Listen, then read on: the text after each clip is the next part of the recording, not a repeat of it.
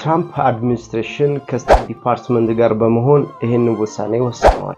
በ30 ቀን ውስጥ ከአሜሪካን መውጣት አለባቸው ተብሏል። ሰላም እንዴት ናችሁ? ኢትዮ ትራቭሎች ነን። ከቪዛ ኢሚግሬሽን፣ ፓስፖርት፣ ዓለም አቀፍና ሀገር ውስጥ በረራዎች ጋር በተገናኘ የተለያዩ መረጃዎችን ወደ እናንተ አደረስን። ሰብስክራይብ በማድረግ ቤተሰብ ሁኑ። ሐሳብ፣ አስተያየት፣ ጥያቄ ካላችሁ ኮሜንት ላይ አስቀምጡልን።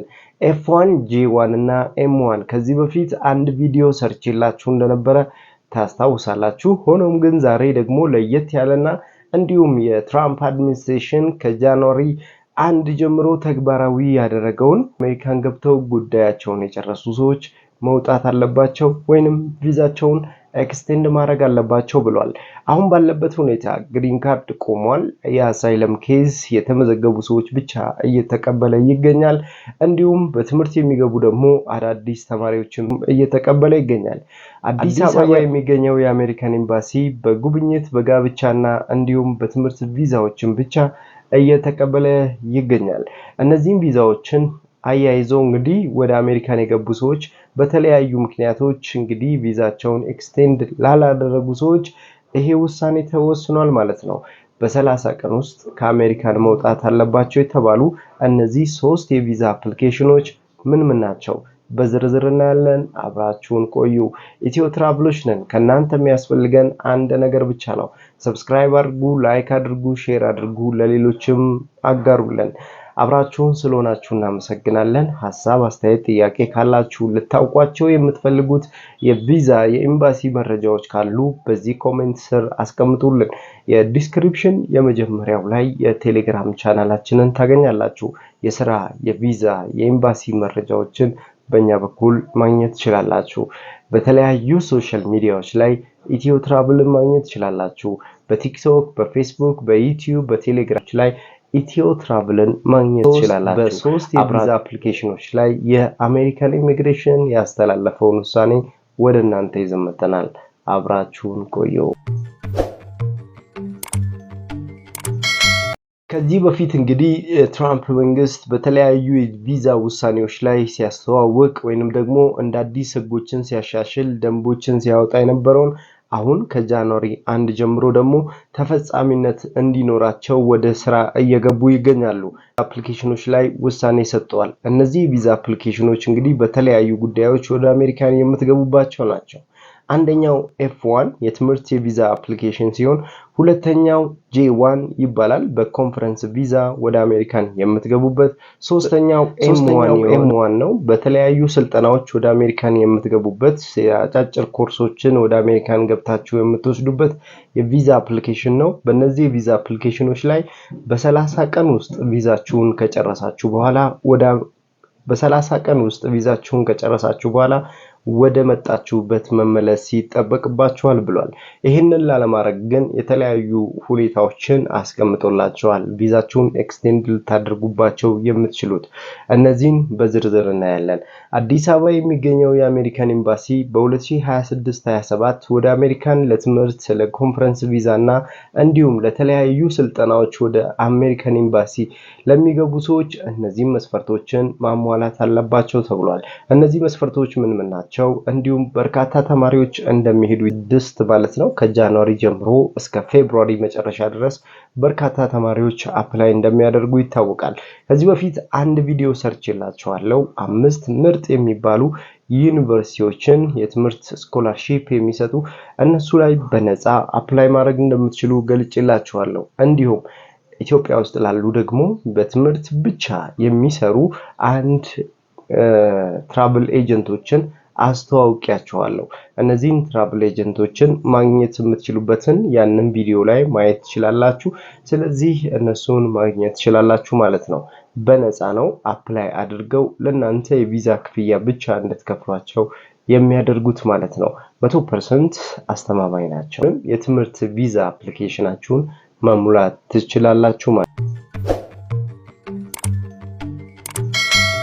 በእነዚህ ሶስት የቪዛ አፕሊኬሽኖች ላይ ተፈጻሚ የሚያደርገው ዲፓርትመንት ኦፍ ሆምላንድ ስቴት ወይንም ሆምላንድ ሴኩሪቲ ስቴት በሚባለው የዚህ ዲፓርትመንት ለዚህ የሶስት የቪዛ አፕሊኬሽኖች ላይ ተፈጻሚ የሚደረገው ህጉ የወጣው በ2025 ሲሆን በዚህ ህግ ላይ ደግሞ ዲፓርትመንት ኦፍ ሆምላንድ ሴኩሪቲ በዚህ DHS ማለት ነው በዚህ ማስታወቂያ ላይ ሲያወጣ አንደኛው F1 ነው ሁለተኛው J1 ነው ሶስተኛው M1 ነው በእነዚህ ቪዛ አፕሊኬሽኖች አሜሪካን ገብተው ትምህርታቸውን ከተከታተሉ በኋላ ምናልባት አሜሪካን ላይ በትምህርት የሚቆዩ 3 አመት ወይ 4 አመት ሊሆን ይችላል በእነዚህ ጊዜያቶች ውስጥ ትምህርታቸውን ጨርሰው ትምህርታቸውን ከጨረሱበት ቀን ጀምሮ ማለትም ከግራጁዌሽን ቀን ጀምሮ በ30 ቀን ውስጥ ከአሜሪካ መውጣት ይኖርባቸዋል ተብሏል በ30 ቀን ውስጥ ደግሞ ምናልባት የሥራ የሚቀጥራቸው ድርጅት ካገኙ የኢምፕሎይመንት ቪዛ የሚያወጡ ከሆነ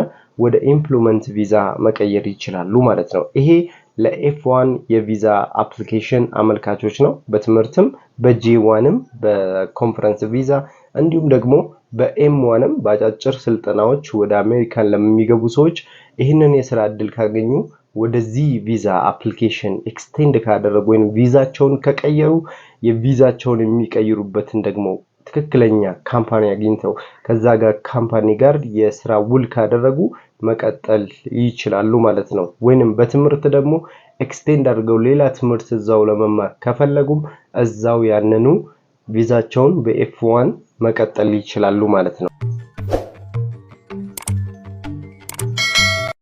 ዲፓርትመንት ኦፍ ሆምላንድ ሴኩሪቲ ይሄንን የሶስት የቪዛ አፕሊኬሽኖች ላይ ተፈጻሚ ያደርጋቸዋል ከዚህ በፊት 60 ቀን ነበረ ሰው ትምህርቱን አሜሪካን ሀገር ላይ ተምሮ ከጨረሰ በኋላ በ60 ቀን ውስጥ ወደ ቀጣይ የትምህርት ምዕራፍ ወይንም ደግሞ ስራ ፈልጎ የኢምፕሎይመንት ቪዛ ካላወጣ በ60 ቀን ውስጥ ከአሜሪካን መውጣት አለበት የሚል ህግ ነበረ አሁን ያንን ህግ ወደ 30 ቀን ዝቅ አድርገውታል ማለት ነው በጣም ያንን ማያረክ ከሆነ ግን በአይስ በሚባለው ቡድን ወይንም በአሜሪካን ኢሚግሬሽን USIS የማቆያ ካምፕ ውስጥ ይገባል ማለት ነው ይሄም በጣም አጣብቂኝ ውስጥ ከተዋቸዋል ማለት ነው ሌላኛው ግሪን ፔድ የሚባለው ነው በዚህ ግሪን ፔድ ለምሳሌ በአሜሪካን ሀገር ላይ የሚኖሩ ሰዎች በኤፍ1 ማለት ነው አካዳሚካን ስቱደንትስ ሆነው በቪዛቸው የተማሪ ቪዛ የያዙ ሰዎች በ30 ቀን ውስጥ ስራዎች ላይ ለመሰማራት ከፈለጉ ቀጥታ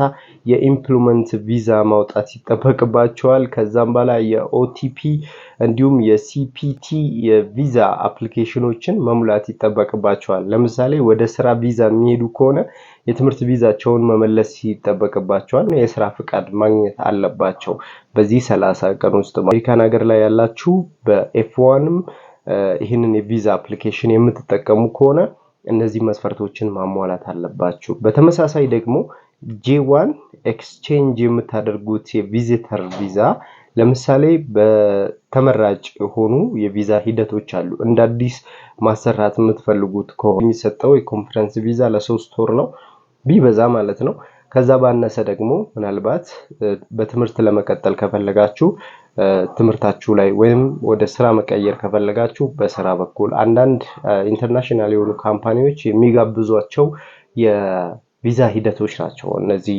የጄ1 የቪዛ አፕሊኬሽን ማለት ነው ስለዚህ እዛ ሄዳችሁ የምትቀጥሉ ከሆነ ለምሳሌ አዲስ የትምህርት ቪዛ ከሆነ የምትቀጥሉት ወደ ኤፍ1 የቪዛ አፕሊኬሽን ማመልከት ትችላላችሁ ማለት ነው ይሄንን ማሟላት ከፈልጉ የናንተ ስታተሶች መካከል ሶሻል ሚዲያ ኢንተርቪው እንዲሁም ደግሞ ሜዲካል አሻራ ከወንጀል ነፃ መሆናችሁን ፓስፖርት የልደት ሰርቲፊኬት እነዚህ ዶክመንቶች ያስፈልጋሉ በእናንተ በኩል ማለት ነው ሌላኛው በሶስተኛ ደረጃ ላይ ያለው M1 ነው በዚህ የቪዛ አፕሊኬሽኖች ሄዳችሁ በትምህርት ቪዛ የምትቆዩ ከሆነ J1ን እና F1ን መሙላት ትችላላችሁ ተብሏል ፎርም የቪዛ አፕሊኬሽን የሞላችሁትን ዶክመንቶችን ሪቪው አድርገው እንደሚመለከቱ ገልጸዋል ከዚህ በፊት ማለት ነው በኤም1 የቪዛ አፕሊኬሽን ወደ አሜሪካን ሄዳችሁ ሰዎች ወይንም አሜሪካን ያላችሁ ሰዎች ይሄንን የቪዛ አፕሊኬሽን ኤክስቴንድ ወይንም በሌላ ቪዛ አፕሊኬሽን የምትቀይሩ ከሆነ ለምሳሌ ወደ ኤፍ1 ወይም ወደ ጄ1 የቪዛ አፕሊኬሽን የምትቀይሩ ከሆነ የቪዛችሁን ሂደት እንደሚያዩ ገልጸዋል ማለት ነው። ስለዚህ እነዚህን ነገሮች አጠቃላይ ያሉ ማለት ነው። የቪዛችሁን ከዚህ በፊት ያስገባችሁትን ዲኤስ ዲፓርትመንት ኦፍ ስቴት ያስገባችሁትን ዲኤስ ማለት ዲፓርትመንት ኦፍ ስቴት ማለት ነው። ለአሜሪካን ለምትሄዱበት ስቴት ያመለከታችሁት ፎርም ማለት ነው። ዲኤስ ማለት ዲፓርትመንት ኦፍ ስቴት ለሱ ስቴት ያመለከታችሁትን ፎርም ዩኤስአይኤስ የአሜሪካን ኢሚግሬሽን ይህንን ፎርም ያያል ማለት ነው። ከዚህ በፊት የሞላችሁትን ለምሳሌ ከሚያያቸው ዶክመንቶች መካከል ፋይናንሻል አፕሩቭ ስኩል እንዲሁም ደግሞ ፕሮግራሙ ዶክመንታችሁን ከዛም በኋላ I-20 ዲኤስ ፎርም እነዚህንና ሌላኛው ደግሞ ዲኤስ 2019 ፎርም ፍቃድ። ይሄኛው በነገራችን ላይ እነዚህ ሶስት የቪዛ አፕሊኬሽኖች የዲኤስ ፎርማቸው የወጣው 2019 ላይ ነው። ዲኤስ ፎርሙ አልተሻሻለም እስከዛሬ ድረስ። ስለዚህ የትምህርት ቪዛም የተለያዩ የቪዛ አፕሊኬሽኖች የኤም1 የቪዛ አፕሊኬሽን የዲኤስ ፎርም 2019 እንደ አውሮፓውያን አቆጣጠር የወጣውን ፎርም ነው የሚያዩት። ስለዚህ እነዚህ ፎርሞች ላይ ትክክል መሙላታችሁን የሚያሳዩ ዶክመንቶችን አሟልታችሁ ከቀረባችሁ ብቻ የአሜሪካን ኢሚግሬሽን በእነዚህ ሶስት የቪዛ አፕሊኬሽኖች ላይ እናንተን ተቀብሎ በቪዛ ኤክስቴንድ ወይንም ደግሞ እነዚህን የቪዛ አፕሊኬሽኖችን አፕላይ አድርጋችሁ በአሜሪካን 50ውም ግዛት ላይ ያላችሁ ሰዎች ቪዛችሁን ኤክስቴንድ ማድረግ ትችላላችሁ። ወይንም ደግሞ የቪዛ ተቀያሪ አሜሪካን ከገባችሁ በኋላ ማድረግ ትችላላችሁ። እነዚህን ግን ሳታደርጉ 30 ቀን የሞላችሁ ሰዎች ከአሜሪካን እንድትወጡ ትደረጋላችሁ ማለት ነው። ይሄ ከመምጣቱ በፊት ግን ቪዛችሁን ኤክስቴንድ ወይንም ደግሞ ሌላ ተለዋጭ የቪዛ አፕሊኬሽን መሙላት ይጠበቅባችኋል። ለተጨማሪ ደግሞ ባለሙያዎችን ማማከር ይጠበቅባችኋል። አዳዲስ የቪዛ ህጎችም ስለሚቀያየሩ የተለያዩ የኢሚግሬሽን መረጃዎችን መከታተል ይጠበቅባችኋል። እነዚህ ሂደታችሁን አስተካክላችሁ በትክክለኛው መንገድ አሜሪካን ላይ ስራችሁንም ኑሯችሁንም መቀጠል ትችላላችሁ። መረጃዎች አዳዲስና ፈጣን መረጃዎችን በእኛ በኩል የአሜሪካን ኢሚግሬሽን እና የሌሎች ሀገራት የኤምባሲ መረጃዎችን በእኛ በኩል ታገኛላችሁ። ስለዚህ ሰብስክራይብ አድርጉ፣ ላይክ አድርጉ፣ ሼር አድርጉን። አሜሪካን ሀገር ላይ ለምትፈልጉን 50ውም ስቴት ላይ በዚህ ስልክ ቁጥር እኛን ማግኘት ትችላላችሁ። ኢትዮጵያ ላይ እኛን ለማግኘት በዚህ ስልክ ቁጥር ላይ ደውሉልን። የአሜሪካን ኤምባሲ ቪዛ እንዲሁም የኢንተርቪውን አሰልጥነን ወደ ኤምባሲ እናስገባለን። በተጨማሪም ደግሞ የተለያዩ መረጃዎችን በእኛ በኩል ታገኛላችሁ። ሰብስክራይብ አድርጉ፣ ላይክ አድርጉ፣ ሼር አድርጉ። በቴሌግራም ቻናላችን፣ በፌስቡክ ቻናላችን ፔጃችንን ከስር እናስቀምጥላችኋለን። ፎሎ አድርጉን። አብራችሁን ስለሆናችሁ እናመሰግናለን። መልካሙን ሁሉ በያላችሁበት ተመኘን። ፒስ